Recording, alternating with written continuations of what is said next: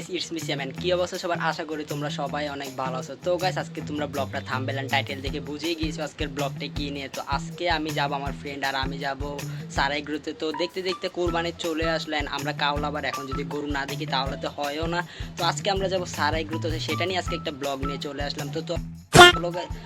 চলো গাইস সারাইগ্রোতে যাওয়া যাক।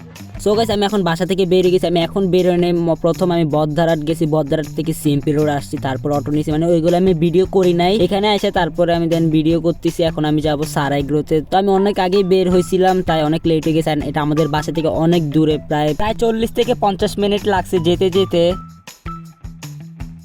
তো আমি দেখতে দেখতে চলে আসলাম সারাইগ্রোতে। আর গাইস আমি মনে লাস্ট সারাইগ্রোতে আসছিলাম 2023 সালে সম্ভবত, কারণ আমি এরপর আর আসি নাই। দেন আমি সারাইগ্রোতে চলে আসলাম। অ্যান্ড গাইস এখানে আসার পরে মাশাল্লাহ গরুগুলো অনেকদিন পর দেখলাম, মানে অনেক বছর পর আমি এত বড় বড় গরুগুলো দেখলাম সারাইগ্রোর, কারণ অনেক দিন ধরে আসি না, তাই প্রায় 3 বছরের মতন হয়ে যাবে। অ্যান্ড এখানে আসার পরে গেছে এক একটা গরু শুধু মাশাল্লাহ। আর এই সাদা গরুগুলো তো আমার থেকে অনেক ভালো লাগছে। তোমরা মোবাইলের মধ্যে তোমরা অবশ্যই জানো যে মোবাইলের মধ্যে গরুর সাইজগুলো বোঝা যায় না, রিয়েলিটিতে গাইস গরুগুলা এত মাশাল্লাহ, এত বড়, এত সুন্দর, মানে দেখার মতন একদম গরুগুলা সে। আর আমার পিছনে যে গরুটা দেখতেছি এটা আমার থেকে অনেক ভালো লাগছে, এন্ড এটা আমার থেকে অনেক লম্বা গরুটা। তো দেন আরেকটা গরুর কাছে গেলাম এন্ড সেটার একটু আদর করে দিলাম, এন্ড ওইটাও ভালো লাগছিল আমার থেকে।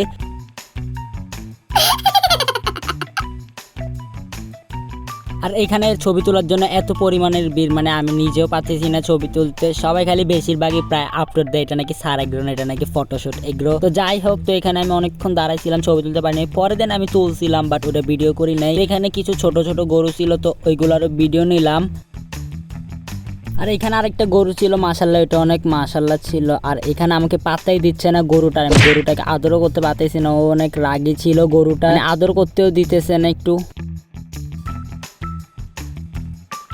এখানে মনে সম্ভবত একটা গরু বিক্রি হয়েছে, এটা দেখতে চাইতেছিল গরুটা কেমন। গরুটা মাশাল্লাহ কালারটা অনেক সুন্দর ছিল। গরুটা মনে হয় 2,05,000 টাকা বিক্রি হয়েছে মনে হয়। তোমরা জাস্ট গরুর কালারটা দেখো, এটা পুরো সেরা ছিল গরু এটা। কিছুক্ষণ পরে আরেকটা গরু আনে যেটা কিনা একদম তাকায় থাকার মতন, এটা এত লম্বা এত বড় ছিল গরুটা। ক্যামেরা কেমন দেখা যাচ্ছে জানি না, কিন্তু গাইস রিয়েলিটিতে এই গরুটা এত লম্বা আর এত সুন্দর ছিল মাশাল্লাহ। এই গরুটা অনেক লম্বা ছিল।